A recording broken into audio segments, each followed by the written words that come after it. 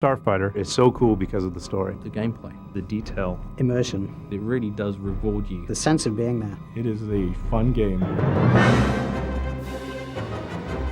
We were all waiting to see what episode 1 was going to be about. Once we got a chance to really take a look at the script and evaluate it, we saw the Starfighter, and this vehicle was in several scenes, including a large battle scene. It came out naturally. You looked at it and said, that section can make a great game.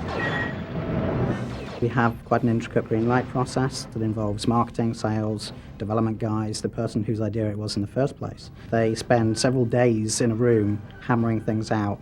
After a period of several months, if everyone is happy, then we will give that product a greenlight and start spending money and building a team around it.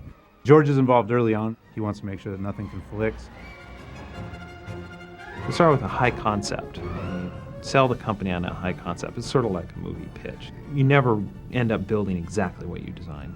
You're trying to build a good starting point that everybody can understand and they can work off of. Our role is, first and foremost, to produce fun and exciting games, to create compelling stories and characters and situations that the fans can enjoy and that add to the greater mythos.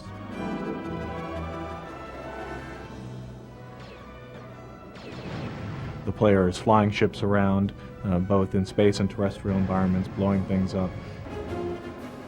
At its height, our team got up to 40 people.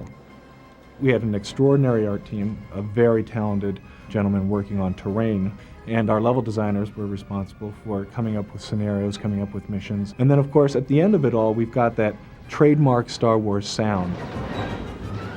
We work very closely with Lucas Licensing, with people at Lucasfilm, about the stories that we tell. Everything we do has to fit within the canon, fit within the Star Wars mythology. The feedback we received from fans was mainly they just really enjoyed the story and the characters. They were happy to see new environments along with familiar environments from Episode 1. And they were happy to be able to play portions of Episode 1 that weren't directly tied to the movie, but definitely intersected.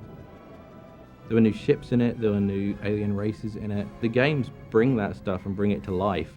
You're flying through the droid ship at the end of the game, and there's the landers in there and the droids on the ground and the tank, and there's just so much going on. And there's an environment that's recognizable, and you remember it from the end of the movie, and you're this tiny thing right in the middle of it. You want to complete the mission. You want to say, right, I know I've got to chase after this guy. But you also want to sort of cruise around and go, oh, look down there.